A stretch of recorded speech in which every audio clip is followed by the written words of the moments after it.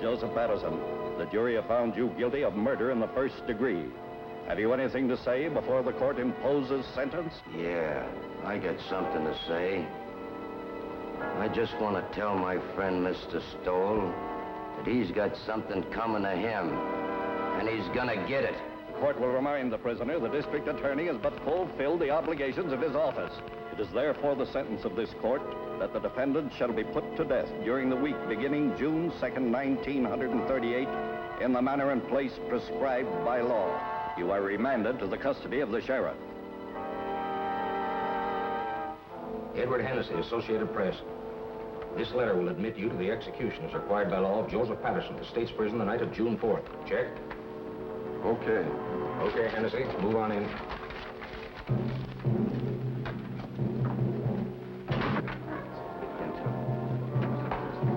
Better save some of that till you come out. Well, boys, it looks like Patterson's going to get it all right. Yep, he gets it this time. The DA sure killed the reprieve. Went to the governor himself. He's a tough hombre, all right, all right. Who, Patterson? No, Stoll, the district attorney. You said it.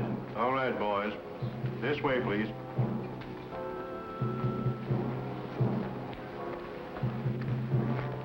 Is it true that they smoke when Don't think about it, Sonny.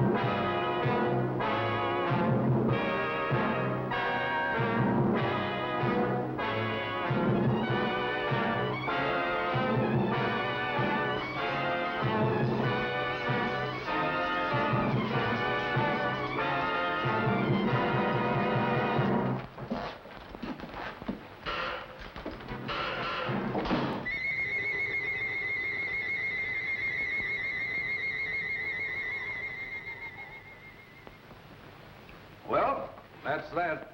He thought of you right to the end, Mr. Stowell. Welshers, Sharpie, Welshers, they're all Welshers. You'd think life owed them something. This Patterson bumped off 4 himself, and how many others he's had knocked off, I couldn't even guess. But when it comes time for him to pay off, look at the squawk he makes. Well, we can check off another on the old adding machine. 11 in 18 months. We're making progress, Sharpie, making progress. We'll have this town lily white the first thing you know. I wish you'd get rid of that hideous contraption. It gives me the willies. If I'm not being too impertinent. Just an old Chinese custom, Sharpie. Chinese? You sound more like an Indian, if you ask me. An Indian counting scalps. It's my job to count scalps. It's still a life for a life, so far as I'm concerned, and will be till they rewrite those law books over there. For you, Miss Sharp. Oh, thank you, Sonny. You're welcome, Sharpie. The governor returned the record of the Patterson confession. I'd like to have seen his face when he listened to it. Patterson didn't have a chance. Through with it? I'll take it home and put it with the collection. I should think you'd have enough of them now. Don't be unkind to me this lovely morning, Sharpie. What about the mail? Oh, nothing much. Another clipping from the Tattlers column. Another one? Not a boost this time. Or maybe it is. I never can tell about those things. Read it to me. Not at all, you gossips. Not at all. The wife's boyfriend has the DA's okay. Are you suspicious, Sharpie? No. Oh, Phil's a nice youngster. And you wouldn't have me keep a lady chained up in a vault at home? Or would you? No, except that I've heard that husbands should go home once in a while. And I've also heard there's more to life than crime. You certainly keep your ear to the ground. And I've also heard that tonight, if I'm not being too impertinent... Yes? Kirk and Murphy are here. Send them in. It's Kirk and Murphy. They've been working on that telephone thread. Yesterday's...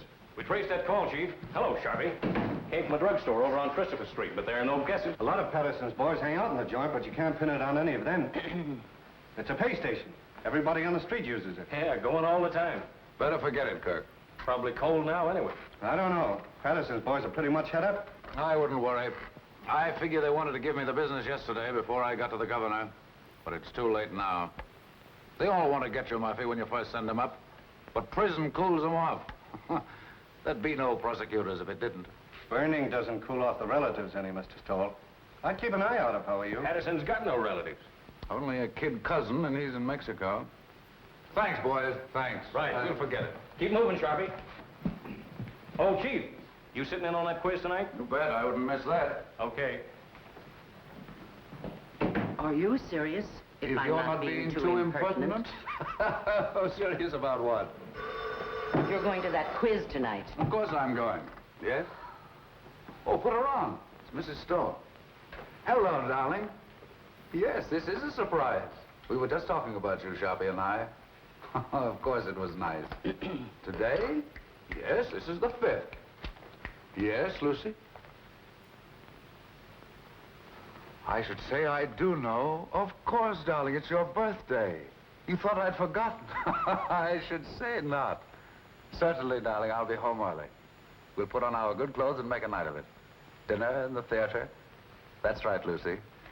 And darling, there's a package on the way, but don't open it till I get there. Absolutely. I'll be home early. Absolutely.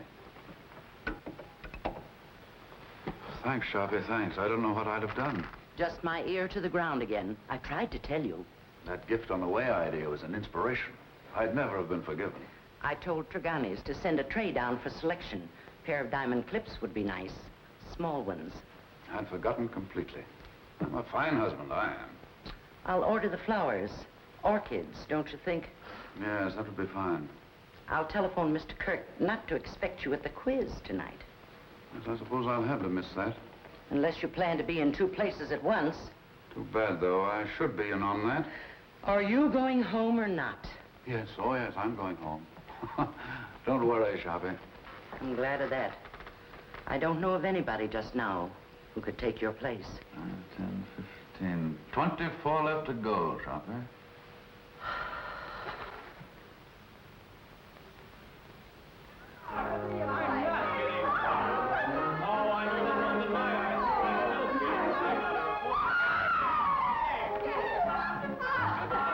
You want a drink, Bill? Oh. Yes, I need one. Me too.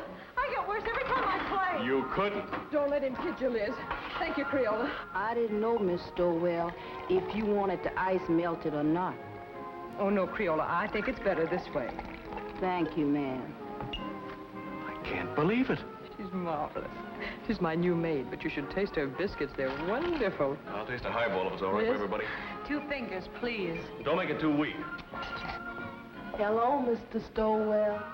Hello. Why, hello, Jim. Hello. Jim, you're early. How are Hello, you? Jim. How are you? Just in time for a drink. Happy birthday, darling. It is now. I didn't know, Lucy. Why'd you keep it a secret? All the old girls do, Elizabeth. Hiya, Phil. Fine, Jim, fine. Would you like a drink, darling? I'm ashamed of myself for getting. Me a cousin, too. Thanks, darling. I'll fix my own. I almost forgot myself. And I'm a husband. Hello. New glasses? Well, the set's from Phil. Isn't it lovely? Birthday present? Oh, they're just replacements for the ones I break. So you remembered. Well, that was nice of you, Phil. Seems I saw something in the papers recently about Lucy and Phil, didn't I? Just a bit of scandal. I can't get away with a thing. I saw that. I wish it hadn't gotten the newspapers, though. Not that I care particularly, but you know, a man in my position... You're joking, aren't you? It was a triple date, Jim, and I didn't show up. The young things took pity on me. You don't think I'm serious? You don't think I suspect Lucy, do you? I didn't know what to think. You know, when you're talking to a district attorney. Well, I hope I'm not bringing my job home with me, Elizabeth. Monster though I'm supposed to be. Caesar's wife must be above suspicion. To Caesar's wife. Wait a minute, John. Do you know what happened to Caesar's wife? Something dreadful. He killed her. Deader than a doornail. Oh.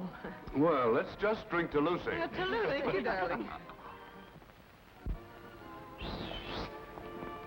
Hey, Mr. Stowell. Yes, Creola. Telephone. Who is it, Creola? Who is it? It's the gentleman who works in your office, Mr. Stowell. It's Mr. Curry. Oh. Oh, please, Jim. Oh, of course, darling, of course. What's the matter with me? Tell Mr. Kirk I'm not in. And Creola, I'm into nobody from now on. Understand? Nobody. Yes, sir. I understand. You just ain't in. I still don't believe it. Sometimes I wonder if Jim is my husband or just district attorney. How goes it at the university, Phil? I'm on my last postgraduate course right now, political science. Do you know, after this, I'm afraid I'm going to have to go out and go to work? He hates to give up watching football practice. Come on, Einstein. We've got to go. I'm going to make him study tonight or bust. Let's bust. A great, big, beautiful bust all over town. What do you say? Oh, you ninny, come on. Thanks, Lucy, for the game and the drink. See you soon. Bye-bye. Happy Goodbye, birthday. kid. Bye, Thank Phil. you. Good-looking pair of kids. Nice, too.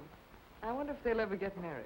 Mr. Stowell, I told the gentleman you said you wasn't in, but he didn't believe me, Mr. Stowell. He says to tell you it was important, and to tell you that the cousin from Mexico was in town. But he didn't say what cousin, Mr. Stowell. That's all right, Crayola. Thank you. You welcome. What does that mean, Jim? The cousin from Mexico? Nothing at all. Kirk shouldn't bother me here with details. Well, we'd better go along then. We'll have to hurry if we're going to dress. There's no place to hurry to when I'm with you. Oh, darling.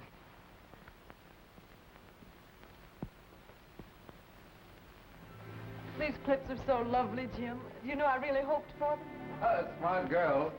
I bet you hoped me into them.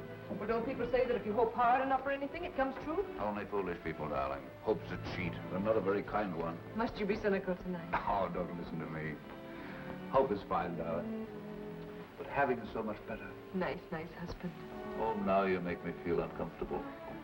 I've got a confession to make. The clips weren't really my idea. They weren't? No. Sharpie thought of them. In fact, Sharpie thought of your birthday. Oh, Jim. Oh, it's the awful truth. I forgot. Well, I wouldn't let it bother me. Sometimes I wonder how you manage to remember as many things as you do. And you're the only thing in the world really worth remembering. That's nicer than any present, Jim. Except I didn't remember. But someday I will. Someday I'll stack up all the things I've forgotten in one huge celebration for you. And will that be a day? This day, this nice small day is all right. Just having you home again like this is enough. I haven't been anywhere. I know, but it seems you're never home anymore. Never? Well, almost never. At first, I used to be able to console myself by saying, your husband's a great soldier. He must be off to his wars. But lately, it's been harder and harder making it work. I don't seem to be able to console myself that way anymore. I just want you with me, especially when it's getting dark. I suppose I'm just lonesome. Or maybe I'm afraid of ghosts. Just a minute, Lucy.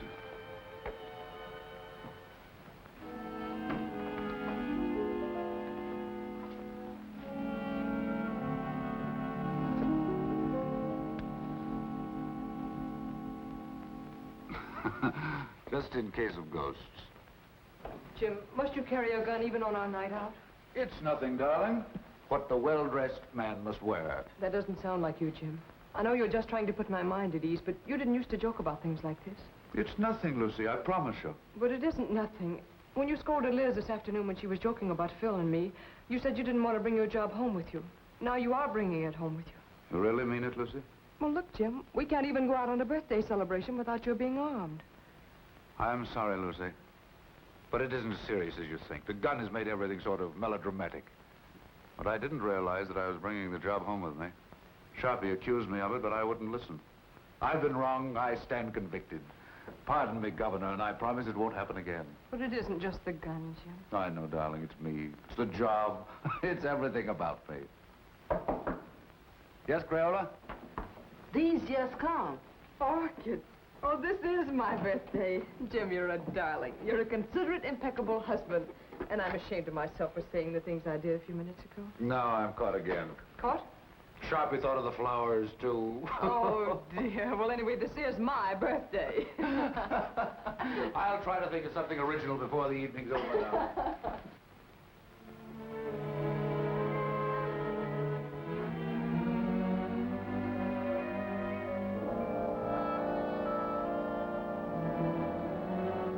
Nice evening, ma'am. Perfect, Jenks, perfect. Been some time, Jenks, since we've made an evening of it. With Mrs. Stowell with us it is, sir. Why, Jenks, you mean? Oh, no, ma'am, I didn't mean...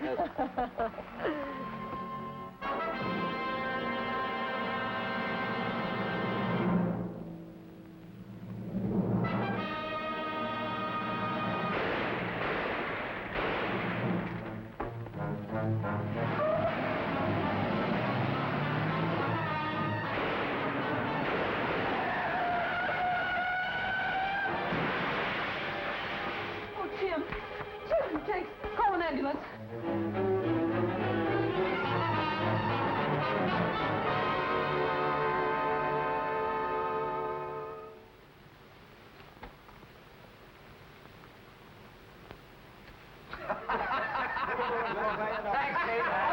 What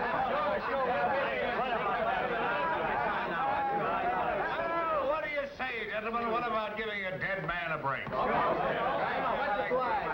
And let it show on the front pages. You're marvelous, Jim. You couldn't have done it better if you'd planned it. It's a great break.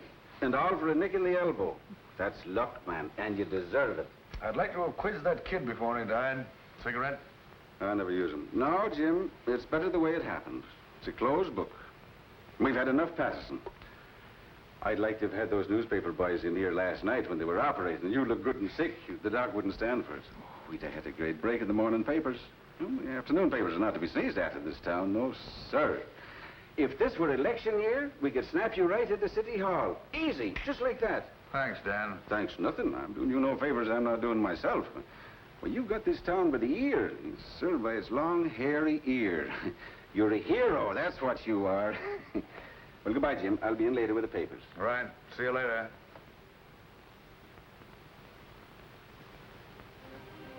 We've all gone, darling. Enjoy your walk? Why, yes, Jim. While I was walking, I did a lot of thinking. An awful lot, Jim. Bad for your complexion, darling. I heard those reporters talking coming out of the elevator. I couldn't believe they were talking about you. I overheard one of them say, the Inquisitor almost got it himself. Don't you think, Jim, that when things like this can happen, when people try to kill you in front of your own house, don't you think it's high time one of us started thinking? I've been thinking myself, Lizzie. Quite a lot, too. But I mean about us, Jim. We've got to do something. Hardly ever seeing you is bad enough, but when... I know. I've become a regular headhunter, Sharpie says. Does Sharpie say that? All the time. Says I've become a maniac. Says everybody's a suspect with me. Everybody's a potential criminal. Says all I live for is convictions and executions. I never had the nerve to tell you. You didn't have to tell me. I knew it. Knew what you were thinking, too. Did you really? Really and truly. Yes? Who is it? Oh, it's Mr. Kirk. Do you want to talk? Yes, Auntie. Yes, Kirk? Fine, fine. No, I'll tell you what to do. You handle the office yourself. That's right. No, it isn't that. I'm fine. Perfect. No, Mrs. Stoll and I are going away on a trip. 3 or 4 weeks. We haven't worked it out yet. Maybe Canada, maybe California, maybe Europe. I've never had a vacation, and there's no telling where we'll end up. Thanks, Kirk. Thanks. Goodbye. Do you really mean that? Absolutely. We both need a vacation, Lucy. We both need to renew our old acquaintanceship. Oh, Jim. Yeah? You know, that trip we've been saving up for our old age? Or the one we were going to take for a honeymoon and dinner? Or any of those trips we should have taken and never did. All right, darling? I can't believe it, Jim. I really can't. Will you start believing right now? Land of the Midnight Sun, Arabia, Blue Mediterranean, and old Quebec, Australia, the Riviera. Where would you like to go, Liz? Cairo looks pretty good to me. Why not 2 weeks of salmon fishing in Alaska? I think I'd like to go to Switzerland. Very aloof, Switzerland. But it's so clean and quiet. Egypt's where I want to go. It's dark and mysterious. Oh, no. Egypt's got no sense of humor. I don't want anything dark. I want sunshine and snow and everything white and blue and glistening. Listen to me, will you? I'll be happy if we ever get anywhere. I still have to pinch myself to make sure I'm awake, and I'm very careful not to pinch too hard. I really can't believe it. I really can't believe it. A bracelet to match the lady's birthday clips. Your clips, Sharpie. How they've been gnawing at my conscience. I had to think of something myself, or I wouldn't have enjoyed a moment of the trip. So you're really going? I have to, Sharpie. I have to. I haven't been myself lately. I've been somebody else. You're not telling me anything. I've got so lately, I'm suspicious of everybody. Why, I'm suspicious of you, Sharpie. I'm even suspicious of myself. I third-degree myself. I put myself on the stand. I find myself turning around quickly to see if I'm the man I think I am. What would you say to that, Sharpie? I'd say you weren't going away a moment too soon. Right, Sharpie. You're always right. So I'm going. The moment I go out of this office, I'm gone, you understand? And you don't know where to find me. Yes, Mr. Kirk. No, Mr. Kirk, he's not in the office. I see. A murder. But I'm not... I imagine it must be sensational. Of course. I know. Yes, Mr. Kirk, if you should come in, I'll have him call you immediately. Goodbye. And don't call me Sharpie. The sins you have on your soul, Sharpie. I'd run if I were you. I'm running. Thanks, Sharpie. Goodbye. Thanks. I didn't think you had that much sense. If you're I'm not being too impertinent.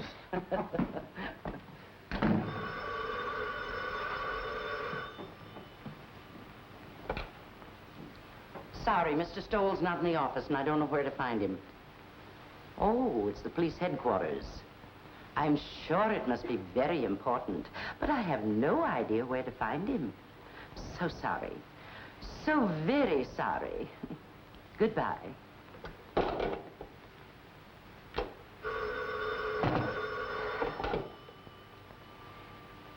Sorry, he's not here, Captain. Oh, the McAllen murder. That is important. But I don't know where to reach him. You see, Mr. Stoll's gone away on a vacation. I'm so sorry. So very sorry. Goodbye.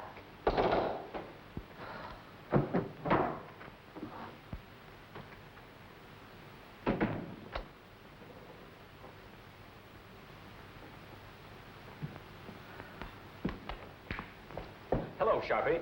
Where's the chief? I haven't the faintest idea. Well, I've got to get a hold of him. Dr. Shaw McAllen just shot his wife. Oh, indeed. Scoop Kirk. Well, it's the biggest thing that's broken around here in years. You know him, Sharpie. The Pittsburgh McAllens. Millionaires. He teaches up at the university. I'm sorry, Mr. Kirk, but Mr. Stowell is away on a vacation. Well, he can't have gone very far. He was here half hour ago. I know, but he was moving mighty fast. Yes, Lieutenant, what can I do for you? I wondered if you had located Mr. Stowell yet. He's gone. Sharpie says he's gone on a vacation. Oh, that's too bad. They're bringing McAllen over here. I figured Jim would want to question him. He won't open his mouth. Well, I'll question him. What did you pick up, Fred? Oh, the same old story. He was crazy about her and found her with another man. You know, I remember something about her. Didn't his family kick him out when he married her? Without a cent. Come on.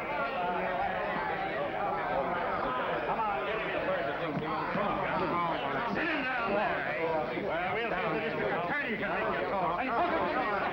No, you're quiet! Shut up! I think I'll be going now, if you gentlemen don't mind. See if you can locate the chief.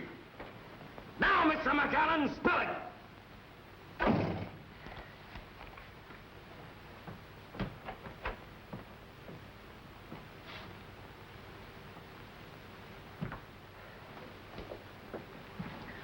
Lock up when they're all through, Pinky. And put the cat out. Okay, Sharpie.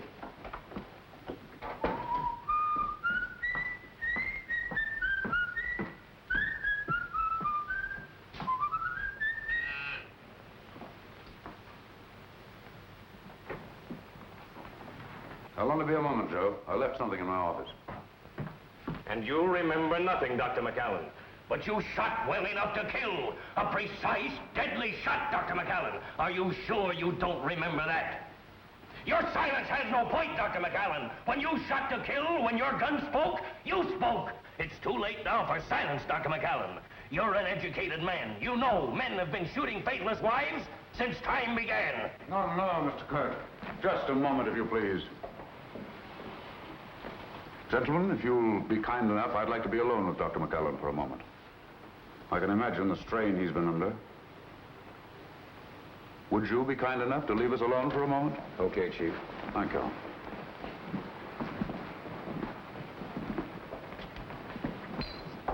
I'm sorry, Dr. McAllen. We've been so inconsiderate. Sometimes my men allow their ambitions to run away with them.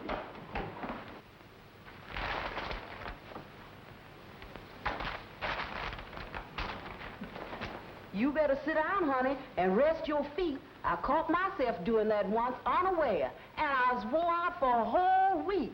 Now, that's bad. You may not never get over it. It'll do you good to get the whole thing off your chest. There's no use of talking, Mr. Stoll. There's no use of anything now. Would you like a cigarette?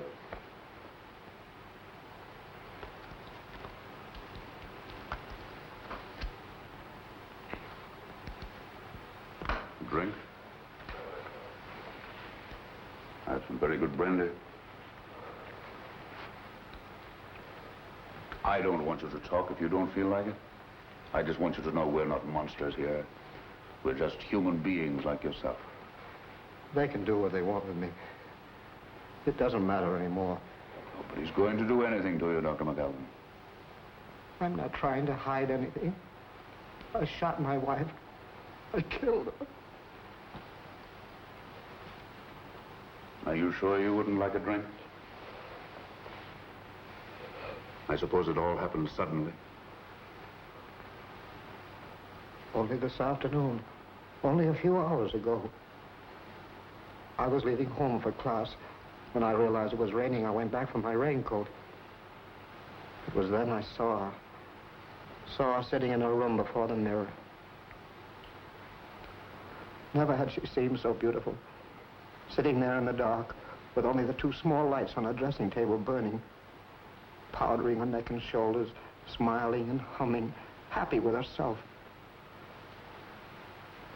Never had she seemed so beautiful as at that moment, with the mirror light shining up on her face, and the rain beating on the window behind.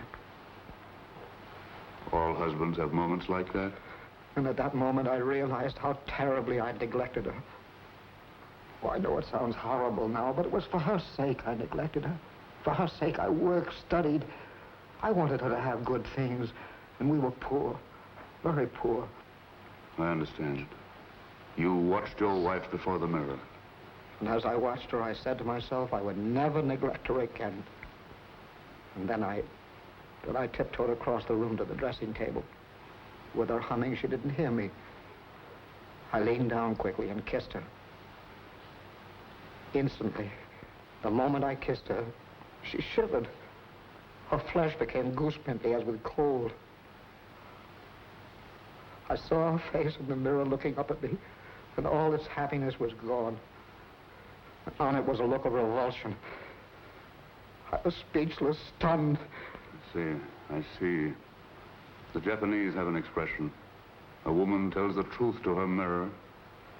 And then she recovered and looked up at me and laughed and said, "You should know better than to ruin a lady's makeup." She began to powder the spot on her neck where I'd kissed her. And she got to her feet and kissed me on the cheek.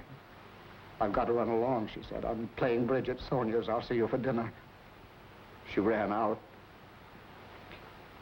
I stood, still speechless, and watched her go.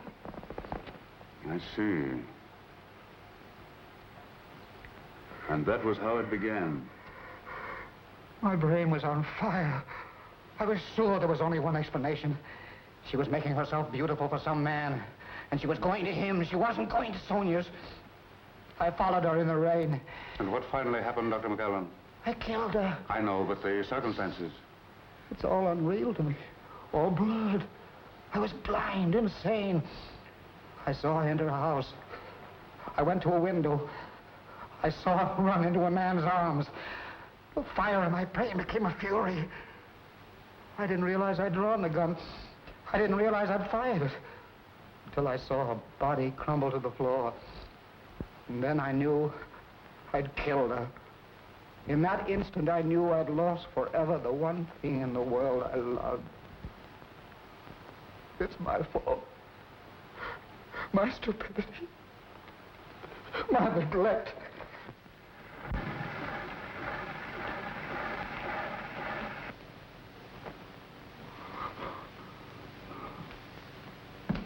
Kirk, better get him out of here. Well, looks as if you'll have to give him a lift. Come on, let's get going. Better have the doctor give him a shot or something. A sleep will do him good. Did you get it recorded? Yes, sir. Every word of it. It's right there. We've got a written transcription, too. It'll send him to the chair. Did you ever hear such a fairy tale in your life? The kiss before the mirror. I don't know, Chief. You know, that's the way things like that sometimes start. Oh, you should be smarter, Kirk. His emotional upset fooled you. Well, that was genuine enough. But the kiss before the mirror story, that's something else again.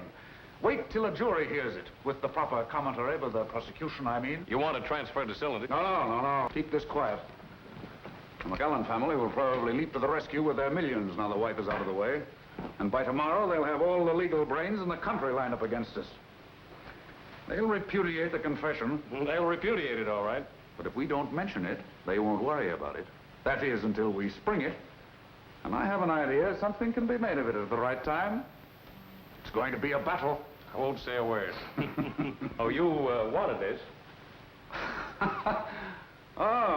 something else. I forgot this earlier.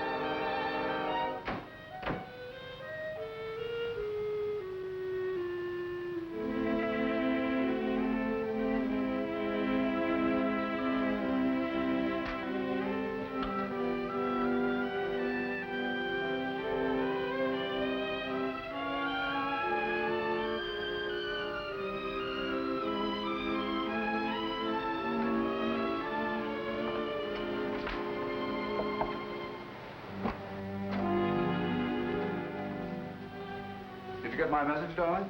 Yes, I got it, Jim. I'm sorry, terribly sorry, but I couldn't pass it up, Lucy.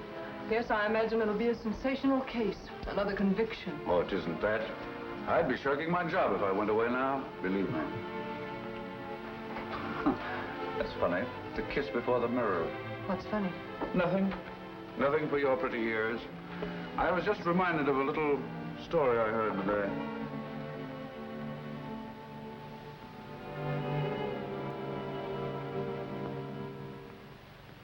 Dave Morrow to defend McAllen. Famous criminal lawyer engages family rallies to professor's aid. So they've hired Dave Morrow. And McAllen millions begin to talk. Believe me, they'll have to talk pretty loud. Boys down the street, there's no one who's saying he'll buy his way out. I'd like to see someone try it. This is one case I'm going through with to the limit. I can understand some bohunk full of booze on a Saturday night cracking another mug's skull over a crap game. But these polite, sensitive murderers, these sophisticates like McAllen deserve no quarter. And they'll get none from me. Imagine a responsible, intelligent, educated man killing another man. Oh, I've known a lot of men I'd like killed. Oh, I'm serious, Dan. You wouldn't do it. I wouldn't do it. And the last thing either of us would ever think of doing is killing a woman. Crimes of passion, psychologists call them. Crimes of decadence, I call them. Luxuries, indulgences. Yes? Kirk is here. Send him in. Well, Jim, I've got to run. One thing is certain anyhow. This time you've got the people back of you. Up to now, you've been picking on the rank and file, those mugs and bohunks you mentioned, the masses. Now, you've bagged a highbrow, a millionaire, and it'll do you a lot of good, Jim. An awful lot of good. Hello, Eddie. Well, how do you do, sir? Come on in, I'm on the way out. Goodbye, Jim, and good luck. See you later. Goodbye, sir. Well, he had a permit for the gun, all right.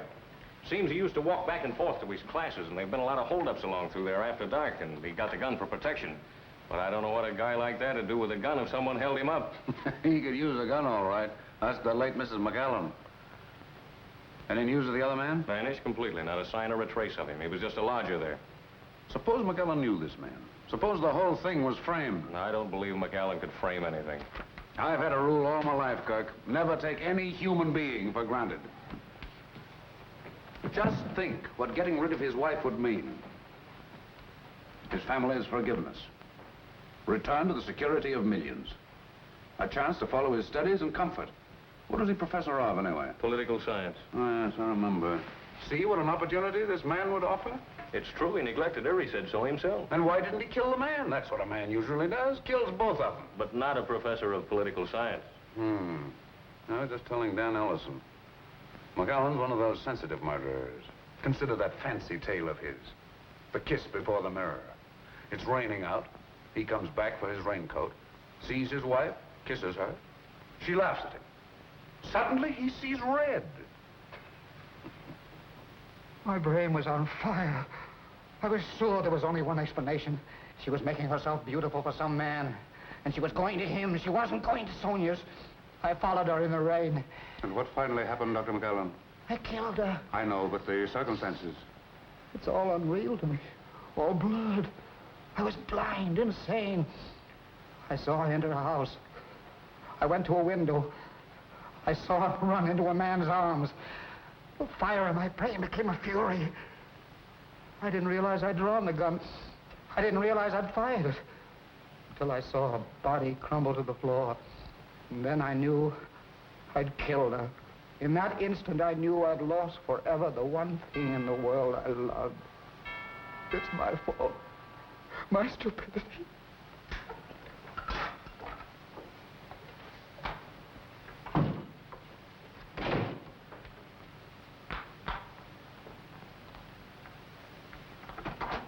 Oh, hello, Phil. Hello, Lucy. Say, what's the matter with you? You look as if you'd seen a ghost. A ghost? Well, maybe not a ghost, but a boogeyman anyway. Oh, no, I've just been sort of moping around. No fooling now. What's the matter? Nothing, just these early summer evenings, I suppose. I'm afraid I'm a little weepy every now and then, Phil. I'm also afraid I enjoy it. In the first place, you shouldn't sit in the dark. And don't give me that sad business about these early summer evenings. Your trip's been called off. That's it, isn't it? That's it. Sit down, Phil. I know. It's a tough break all the way around. You know, Lucy, Dr. McAllen was my prof in political science at the university. He was a great little man. I imagine he was. He was like a child, so lovable and simple. Everybody at the university knew about his wife except him. I wonder how he came to find it out. Let's go out on the terrace. It's so close in here.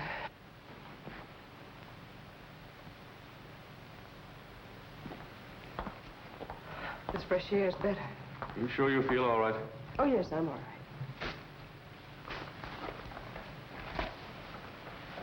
It was Dr. McAllen I came over to talk about, but perhaps I better let it go. You seem to have enough bother. Oh, go ahead, Phil. I'm fine now. Well, Lucy, it's just that I'd like to see the poor gent get some sort of a break.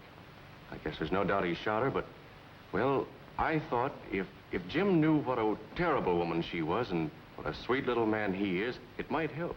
He might be lenient anyway.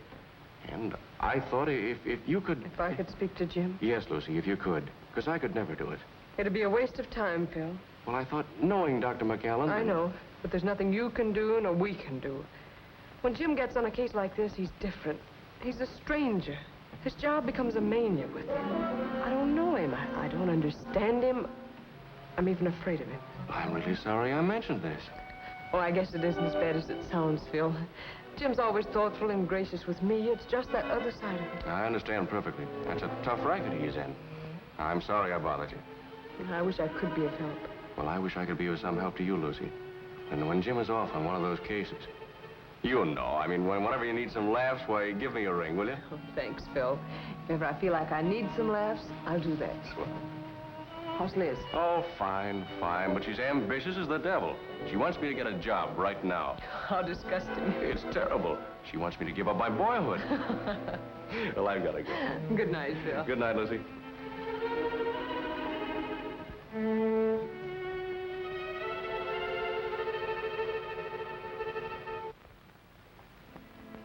Oh, I didn't know you were here, Jim. How long have you been home? Just a few minutes. Out for a walk. No, Phil dropped over. We've been out on the terrace talking. Phil likes the dark, too. Writing poetry, I suppose. Oh, no. Phil's one of our young realists. He lives a sort of poetry, though. Limericks, I imagine. No, popular songs. Gay ones, bright ones. How's Elizabeth? Oh, she's fine. Phil says she's ambitious as the devil. She wants him to give up his boyhood. He couldn't mean his childhood, could he? What's the matter with you, Jim? Nothing. Why? Talking like that. You like Phil, don't you? You always have. Of course I like Phil. It's just my evil nature, darling. I was so disappointed not to find you here. I'm afraid I'm old-fashioned. I want my woman in the house when I come home. What's got into you, Jim? I was here. Yes, I know. I guess it was just when I found you here with Phil, I was... You don't mean jealous, do you? No, not jealous. Envious. I envied him. I envy anybody who has a single moment of your time. I envy them your eyes, your voice, your presence. I even envy them your shadow. Do you know the other morning when you told me of some wild dream you had that night? How you'd gone to a masquerade and I wasn't there? Do you know, I was furious. Furious because I wasn't there in your dream. Furious with all the people who were. I didn't say anything about it, but it wasn't until I got to the office that I was myself again. Sharp is right, Jim. You are going crazy. With worship of you, darling.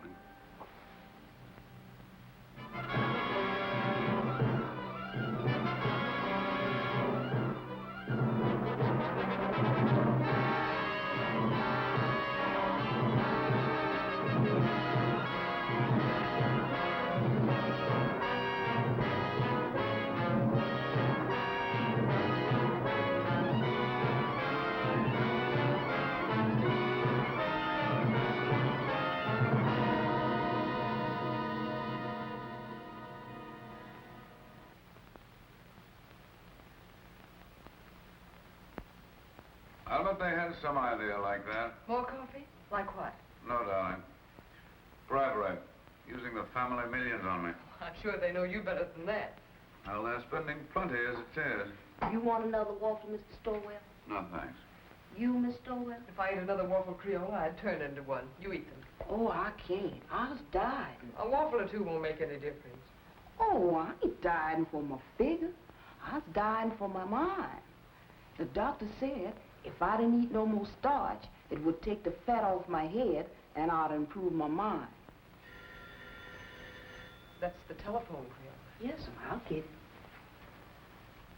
Well, she certainly can cook. That's more than most of them can do. Hello. Yes, sir. Oh, I'm fine. Oh, that ain't no trouble at all. She's right here. It's Mr. Phil for you, ma'am. He called for you last night, but you wasn't in. Yes, Phil? Oh, you idiot. You didn't bother me at all. Yes? Oh, yes. We'll drop over later. I'll see you then. Bye-bye. Oh, excuse me, ma'am. Liz and Phil had another quarrel. I've seen it coming for quite some time. Lucy, I wonder if you'd do something for me. Oh, it's nothing, but it might be exaggerated into something. Phil is chairman of the university committee to help McAllen, isn't he? Yes, that's one of the things he and Liz quarreled about. She said it took up too much of his time. Well, you can see with rumors about like this, bribery and so on. It might be just as well to keep away from Phil until after the trial. You understand, don't you? It seems a little silly somehow. Appearances can be awfully important. If I sound like one of those husbands, you'll have to forgive me. Goodbye, darling. Goodbye, Jim.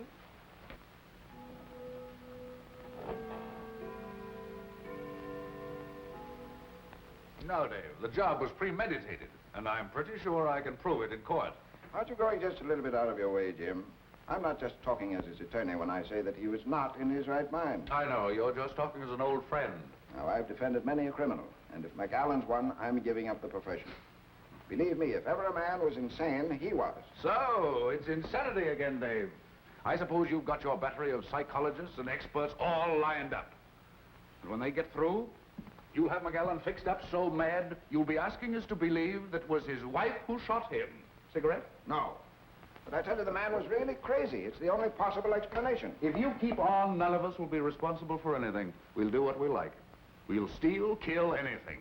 And if the police catch up with us, we'll just go out and hire someone as smart as you to prove us crazy. That is, if we have the money. Now, look here, Jim. I'll give up my fee in this case if you'll play ball. Change the indictment to manslaughter with a recommendation for clemency, and we'll close the case. No, Dave, can't do it. Not and run this job as I see it. A man who murders, regardless of the circumstances, is already a criminal at heart. Oh, forget the job this time. McAllen's a human being, and the most helpless human being I've ever come across. You ought to go over there and take a look at him. Ah, I get it now, Dave. You're just giving me the human interest business. No, Jim. This is no trick. I tell you, McAllen is just a man like the rest of us. A man who is madly in love with his wife and blind with jealousy. Why, what happened to him might have happened to any of us. Might have happened to me or to you. Stop your kidding, Dave. See you in court. He looks as if you'd pinned his ears back. Well, that looks fool you, Kirk. Mara's a tough and wily gentleman. We've got a fight on our hands. Choppy, will you send 24 long-stemmed roses to Mrs. Stoll right away? White ones. Any card? Any special sentiment? No, just for me. They're Constance flowers. Are you sure 24 will be enough? 24 will be plenty. Here's Kirk. Mara's going to be tough. But I'll send his psychologists and experts screaming back to Vienna when I get through with them. Wait till I spring that confession. A kiss before the mirror.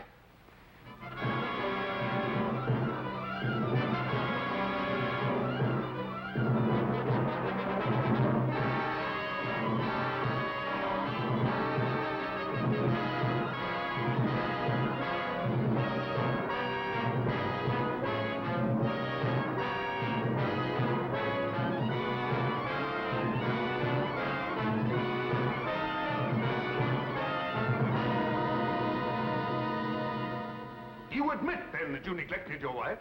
You saw little of her.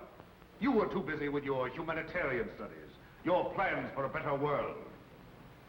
I must ask you again to answer yes or no. Yes. Thank you. Did your plans for a better world include, by any chance, better consideration for your wife? I object, Your Honor. The question is irrelevant and immaterial. Objection sustained. The district attorney will please control his sarcasm. You are a professor of political science at the university, is that right? Yes, Your students loved you, liked your courses. I think so. You spent a great deal of your time with them, long hours after class, and in the evenings. Yes. And when your students were not with you, your work was with you, night and day. Is that not right, Dr. McAllen? Yes. How long would you say, Dr. McAllen, how long was it before your wife's death that you took her out, say, to dinner, to a party, to the theater? I object, Your Honor. The question is irrelevant. Objection overruled. The district attorney may continue. How long, Doctor? A month? 2 months? 3 months? About 3 months. This, then, is the woman you loved. This woman you did not think enough of to be a companion to in her ordinary life. This woman you left to weep her heart out in her own loneliness. This is the woman you say you loved with a passion, with a madness that drove you to kill? I object, Your Honor. I object. Order! Order! Ladies and gentlemen, please be seated. Order! Evening paper, ma'am. McAllen collapses on the witness stand. Thank you, Gail. You're welcome. Cracks after 2-hour grilled by District Attorney Stoll.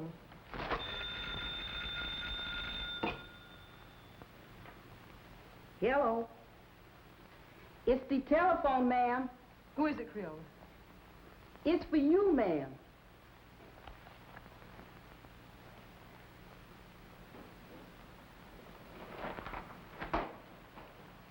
Yes? Oh, yes. Oh, yes, yes. I'll be over as soon as I can.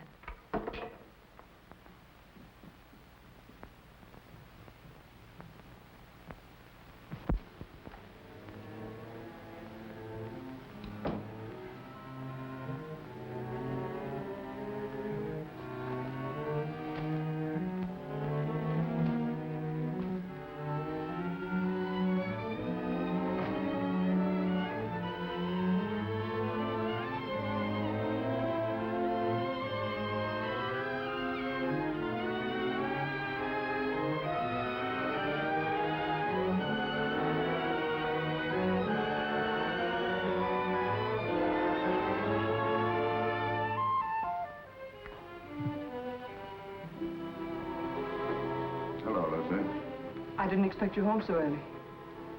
I've had one of those days. Yes, I know. I read it in the paper. Sort of a Roman holiday, wasn't it? You shouldn't read the papers, Lucy. They're not for your pretty eyes.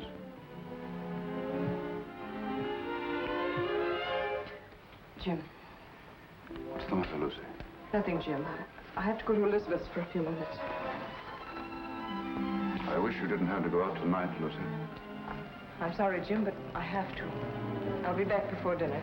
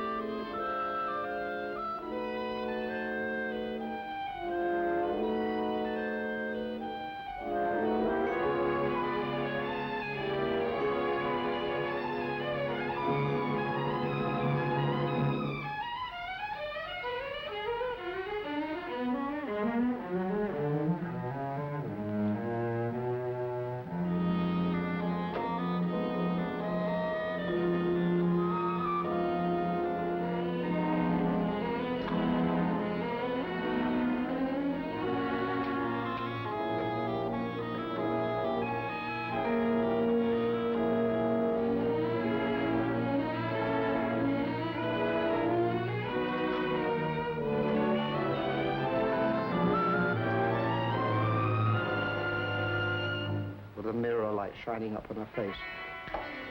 I leaned down quickly and kissed her. Instantly, the moment I kissed her, she shivered. Her flesh became goosepimply as with cold. I saw her face in the mirror looking up at me, and all its happiness was gone. On it was a look of revulsion,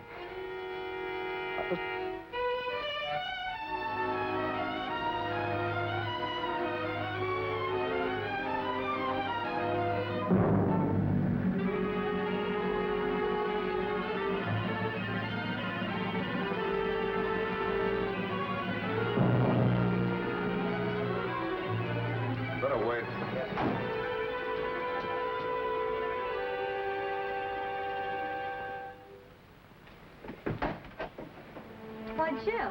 Hello, Elizabeth. Is Lucy here? No, Jim. Why? Something the matter? No, I just wanted to speak to her.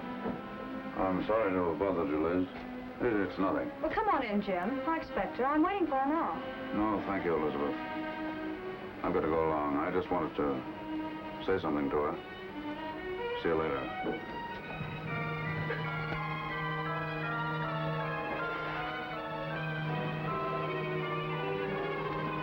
406 Maple Drive.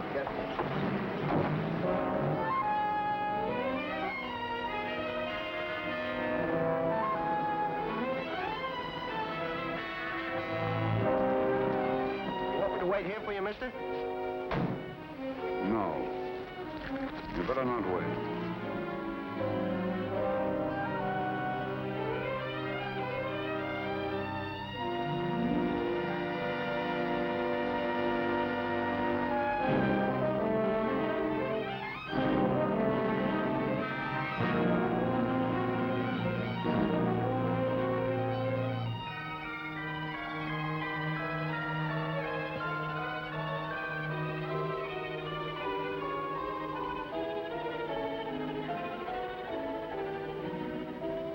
Herself beautiful for some man.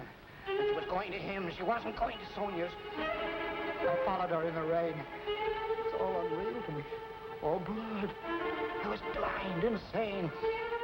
I saw her enter a house. I went to a window. I saw her run into a man's arms. Fire in my brain became a fury. I didn't realize I'd drawn the gun. I didn't realize I'd fired it. Till I saw her body crumble to the floor. Then I knew I'd killed her. In that instant, I knew I'd lost forever the one thing in the world I loved. It's my fault. My stupidity.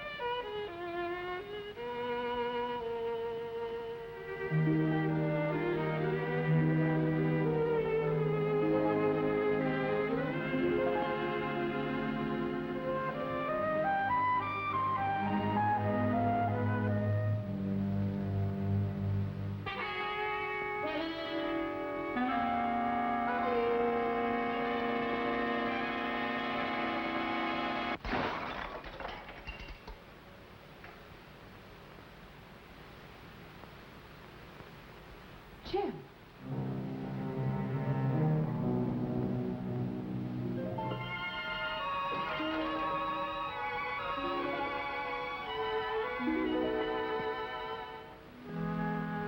It was a stupid record.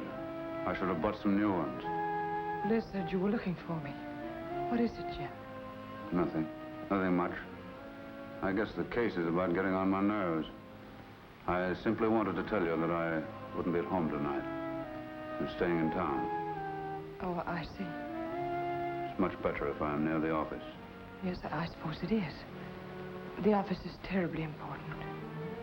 I can get someone to stay with me here. Yes, I'm sure you can. See you tomorrow.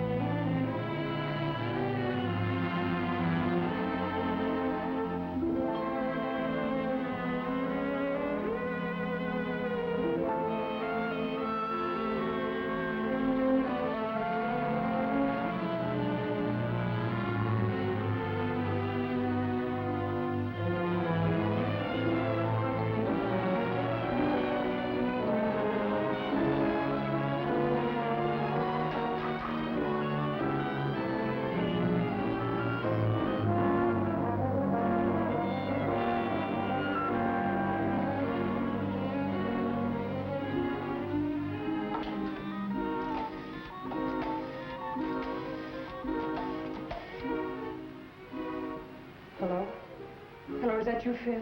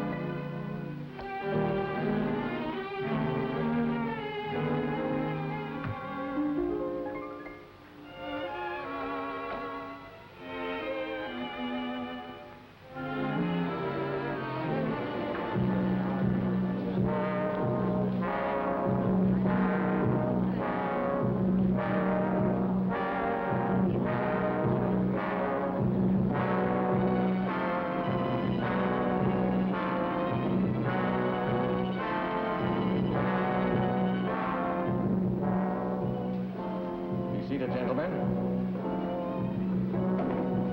Proceed.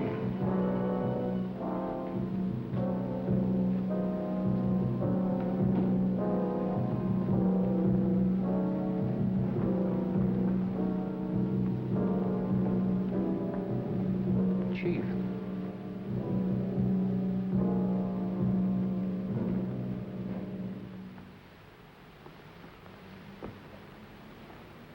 I would like the permission of the court to request a change of the present indictment. In the form in which it was returned? In its form and in its intention. This request is quite unusual. But I beg Your Honor to believe it has nonetheless been most carefully considered. The jury will please retire.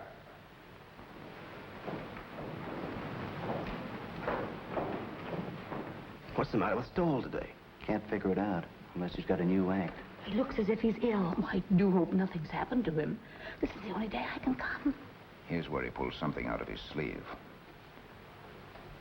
The state has come to the belief that the indictment of murder brought against the defendant in this case was not fairly and justly conceived. The attorney for the state has come to the belief that he acted without premeditation. If it please the court, the state recommends that this indictment of murder be amended to a charge of manslaughter.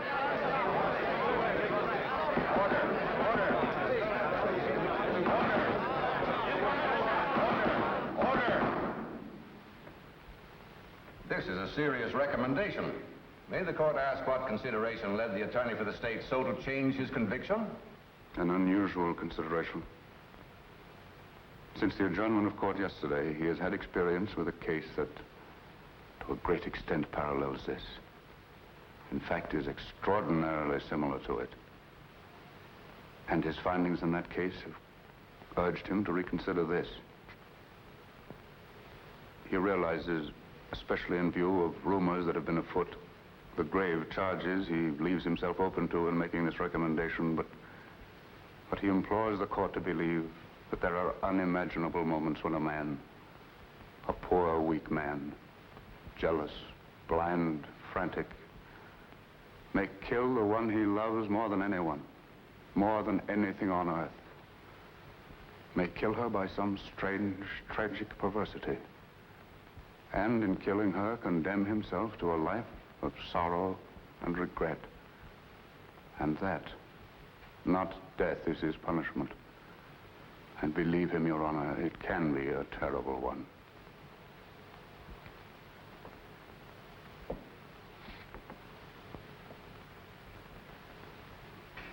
I see.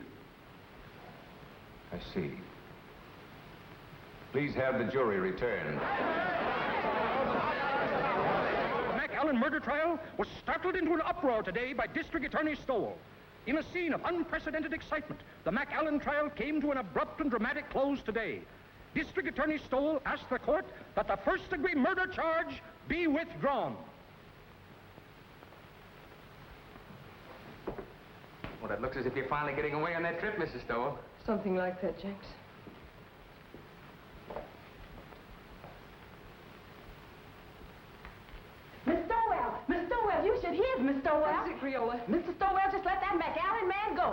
go. Yeah, something like that. You just come on in and listen, Miss Stowell. For the alleged wife slayer, surprised the spectators and the court by asking that the first-degree murder charge be dismissed. The jury, following Judge Forbes' instructions, immediately returned a verdict of manslaughter with a recommendation for clemency. The penalty calls for from 10 to 20 years. District Attorney Stoll has blankly refused all further discussion of the case. We will now continue with our regular program. I thought sure they was going to electrify him. Thank you, Creola. I learns a lot just sitting here on my day off, improving my mind.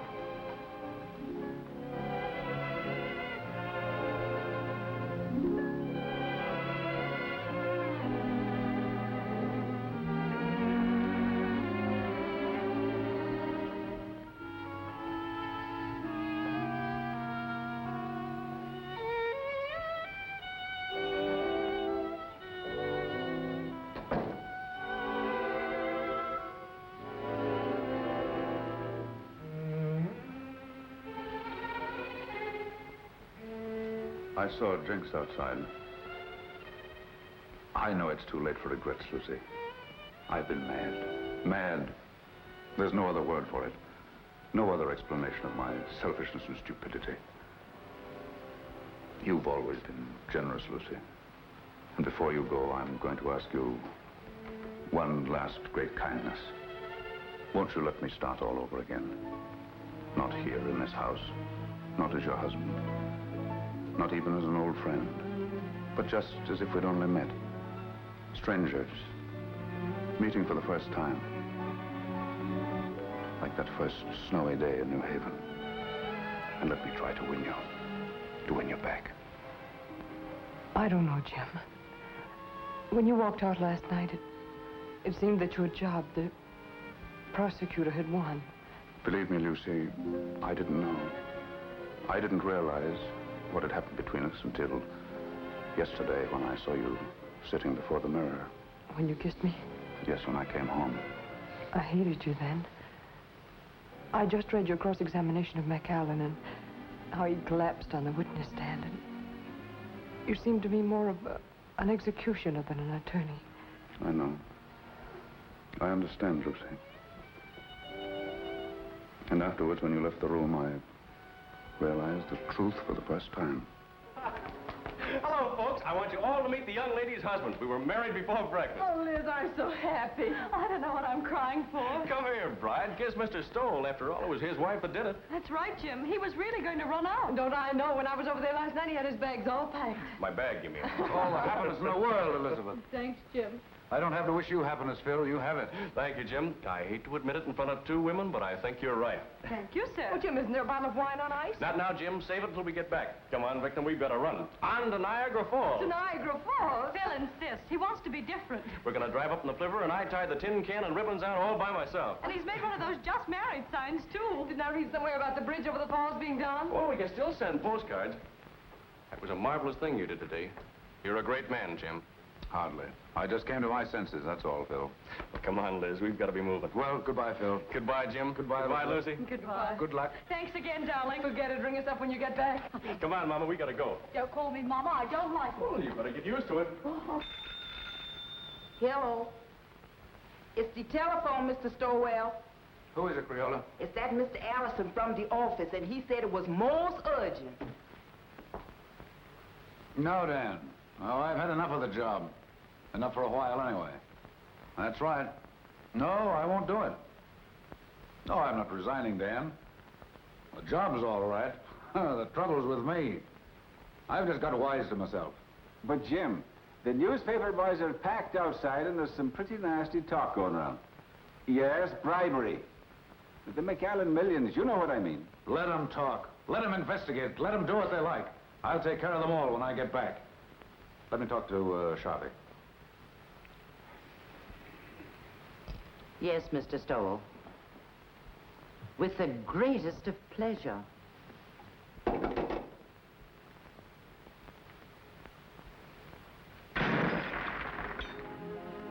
That's my little good deed for the day. Never mind that, Jenks. And please bring the other bags back. I won't be going for a few days. Yes, ma'am. At first, I couldn't believe my ears. Someday, darling, I'll tell you a story and you won't believe your ears. About us? About me. About my great reformation. It happened last night. Tell me. I'll tell you on the boat for Europe, darling.